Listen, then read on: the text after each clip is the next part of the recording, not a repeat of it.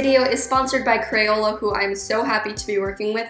Those of you who have watched any of my videos know that I've been a long-time user and fan of Crayola's products. I mean, obviously as a child I used Crayola art supplies growing up, but even now as a fully grown adult I use Crayola art supplies in my art, bullet journaling, calligraphy, everything. I love them, and I'm extra excited because today we are playing around with their new Crayola signature collection, which includes a bunch of new brush pens and gel pens and a bunch of things that are focused on calligraphy and lettering. Whether you're a beginner or more advanced with lettering, I feel like you will still enjoy this collection. So I'm going to be showing you guys different exercises for different levels, and we're just going to play with the whole collection. It should be a fun time, so let's just get right into it. All of the supplies that I'm using today are from the new Crayola signature collection. This box set in particular is the Crayoligraphy activity set. It comes with a bunch of dual tipped markers. I think these are new, but they're actually very similar to the classic Crayola super tips, which I've been using for years, but the difference is that it has a thinner end on the other side. It also comes with a couple of brush pens, which are so good. These are also actually dual tipped. And then there are also a couple of glitter gel pens in there as well.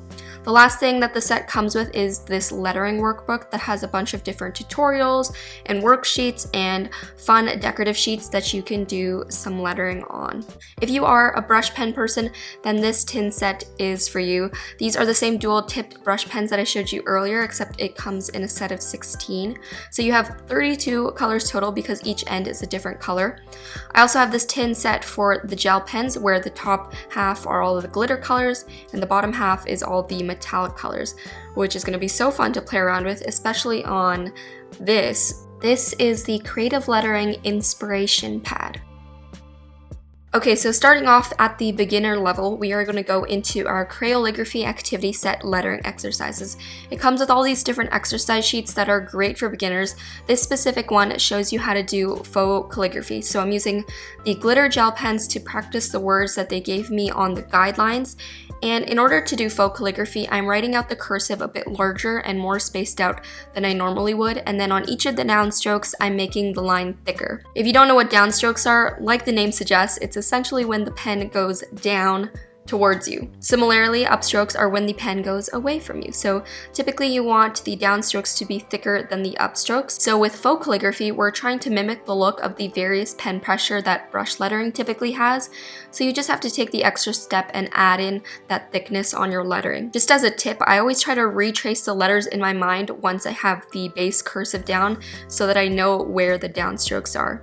Then you can either color in the blank spaces or leave it how it is. Either way, it looks great and you're left with some cool lettering that was super easy to achieve with pretty basic supplies. I'm not going to be showing you every single exercise sheet, but the next ones are meant for brush pens, and these are great because as you can see, they have a faded version of the brush pen so you can trace it over and it'll help you get the gist of how much pressure to use on the downstrokes, which tends to be the difficult part.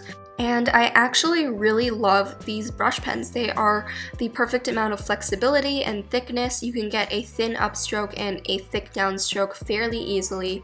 The colors are vibrant but not too inky and opaque, so there wasn't a lot of bleed, and I feel like you would be able to blend these easily as well. I'm just showing you guys more of the worksheets. These ones have the actual words. Again, you can trace the pre-made word for that they gave you, and then you can do it yourself on the one next to it. So yeah, these exercise sheets would be so great for someone who is just getting started. I also feel like this would be such a great gift idea for someone who is interested in lettering but doesn't know where to start, because I know it can be quite overwhelming. Actually, here's a good shot where you can see that I'm using the non-brush pens, just the regular markers, to do Crayoligraphy as well. All you have to do is make sure you angle the pen depending on how thick you want your stroke to be. Since the marker is pointed, if you want a thinner stroke, all you have to do is angle the marker at more of a perpendicular angle so that only the tip is touching the paper.